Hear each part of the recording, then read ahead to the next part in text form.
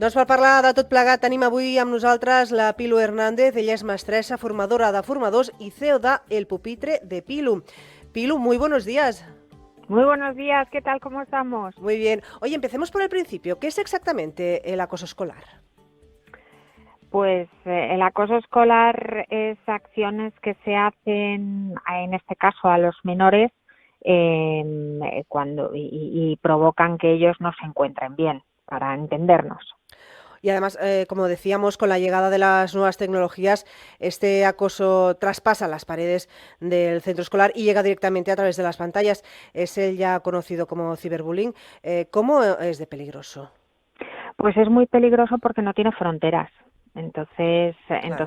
todavía se nos va más de las manos porque, bueno, al fin y al cabo, el que es en los centros, pues bueno, no puede sobrepasar lo que es el centro educativo, pero bueno, el otro ya estamos hablando de que puede pasar ciudades, países y demás. Exacto, además, esto entra en nuestras casas, por lo tanto, ¿qué función tienen los padres y las madres para acabar con este fenómeno del ciberbullying? Pues bueno, la función es primordial porque para nosotros los docentes el estar a una hogar, ya no solo con la comunidad educativa en general, donde estamos con los progenitores, sino también con el alumnado. El alumnado hoy en día, para poder atajar el ciberbullying y el bullying, es primordial porque son importantísimos para ayudarnos. No sé si es una apreciación personal, Pilu, pero me da la sensación de que este acoso escolar empieza cada vez antes. Sí, empieza cada vez antes, pues muchas veces, bueno, siempre cuando hablamos del acoso escolar hablamos de las víctimas y nunca hablamos de los acosadores. Claro. Entonces, cuando hay una víctima es que hay un acosador. Entonces, sí que es verdad que, bueno, yo no sé si es por las redes sociales, por los juegos, que también son muy bélicos, por qué se está dando o porque también sí que es verdad, ahora se sabe más de los temas y también sale más a la luz, pero sí que es verdad que por lo menos salen más a la luz, vamos a decirlo, porque yo creo que siempre ha existido. Sí, eso está claro. Como decíamos, hay un acosador y antes hablabas de unas acciones que son realizadas por estos acosadores o acosadoras, en este caso que provocan el bullying o el ciberbullying. ¿Qué tipo de acciones realizan? Pues bueno, evidentemente el acosador suele ser cruel. El caso es ver por qué lo es. Normalmente cuando hay un acosador y sobre todo en edades tempranas, me da igual en primaria que en secundaria que en bachiller, normalmente y siempre suele tener el mismo patrón, es que en algún momento ese menor ha sido acosado. Por eso lo es.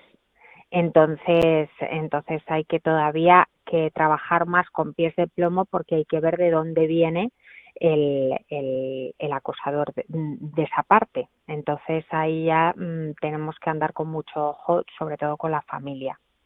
Ahora cada vez más el tema del bullying se está tratando en los colegios desde bien pequeños y no sé si cuando llega el momento de que desgraciadamente un niño sufre acoso es consciente de ello.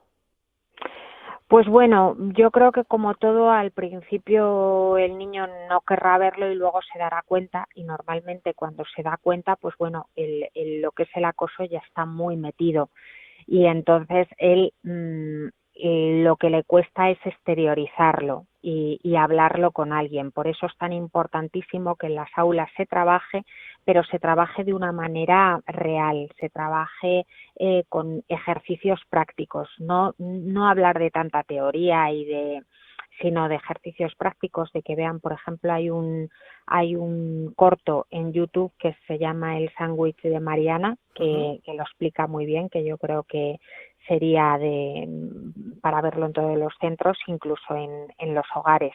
Y ahí es donde explica que, bueno, es una acosadora y también lo ve desde el punto de vista de la víctima y luego la víctima se da cuenta que es que el acosador es acosado. O sea, que es la pescadilla que se muerde la cola. Y la verdad que viene muy bien porque lo ves desde los tres puntos de vista y, bueno, así también podemos hacer una llamada a todos esos personas que ven lo que es el acoso, pero les da miedo también hablar. Esos son también parte muy importante de todo este proceso. Claro, esto estamos hablando en los centros, pero no sé si también es importante que los padres pues tratemos estos temas en casa Sí. sin tapujos, ¿no? Sin dulcificar el tema.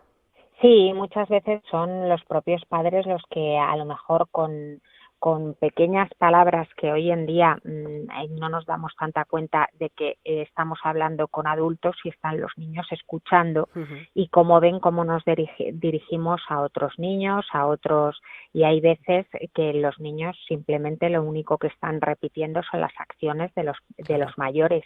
Con lo cual, en ese sentido, es muy importante que los progenitores tengan en cuenta y tengan cuidado con todo lo que hablan delante de los niños y luego que estas cosas, por supuesto, las tenemos que hablar en casa. Antes decías que los formadores, en este caso los profesores y profesoras de los centros educativos, tienen un papel fundamental para evitar este acoso escolar, pero ¿se les forma para que puedan evitarlo? ¿Tienen conocimientos de cómo parar este fenómeno? A ver, en realidad no. Hay protocolos en el centro, se habla de ello, pero en realidad todos nos echamos la mano a la cabeza cuando nos pilla un caso de estos. Porque o no te has dado cuenta o sí que es verdad que hay muchísima burocracia, entonces no hay cursos, pero vuelvo a lo de siempre, son muy teóricos y que luego en realidad no te metes con esto. Lo que se trabaja, y esto se trabaja ya no a nivel de claustro, sino a nivel de tutoría. Y entonces, sobre todo, todos los tutores tienen que tener ahí una conexión con el alumnado y el alumnado confiar y sobre todo saber qué alumnos pueden ser proclives tanto a ser víctimas como también a ser acosadores, que también hay perfiles de alumnos que ya más o menos se pueden ver y a esos pues vigilarlos un poquito más. Claro, como dices ahora y como decías antes, que siempre que tratamos el tema del acoso escolar hablamos más de las víctimas, pero también está la otra parte, por desgracia, que es el acosador. ¿Cómo debemos actuar tanto el centro como los padres si es este caso, si es nuestro hijo el que acosa? Pues bueno, hay primero ver indicios porque normalmente tanto en víctima como en acosador hay un cambio de comportamiento y ese cambio de comportamiento siempre se produce por algo. Ujú. Si evidentemente en lo que es en el hogar no ha habido un cambio y ese niño no está siendo acosado por parte de nadie de ese núcleo familiar, pues hablar con él y ver por qué viene ese cambio, porque a lo mejor al niño o a la niña le están acosando en otro lugar otra persona de la familia. Entonces, indagar, hablar mucha comunicación y hablar las cosas. Hablas de cambios en el comportamiento del acosador. ¿Nos puedes explicar qué tipo de cambios se pueden observar? Pues, por ejemplo, que se vuelva más retraído, que vuelva más irascible, contestón, que siempre esté enfadado. Todos esos cambios a nivel, sobre todo, de cambios de comportamiento. Incluso a lo mejor en la vestimenta, que cambie, que le gustaba ir de una manera vestido y luego le gusta de otra, que cambie de amigos, también es importante. Ujú. Es su núcleo de amistades, son edades donde las amistades son prácticamente primordiales. Entonces eso es muy importante. Y luego, como te digo, comportamientos en casa, también, si se vuelve más contestón, qué reacciones tiene en casa, si tiene reacciones agresivas, si no. Todas esas cosas pues son indicios y evidentemente cuando se vean estos indicios lo que tienen que hacer los progenitores es acudir al centro educativo y hablar con el tutor, por supuesto. Pilu Hernández, maestra formadora de formadores y CEO del Pupitre de Pilu. Muchísimas gracias por atender los micrófonos de la ciudad. Muchísimas gracias a vosotros.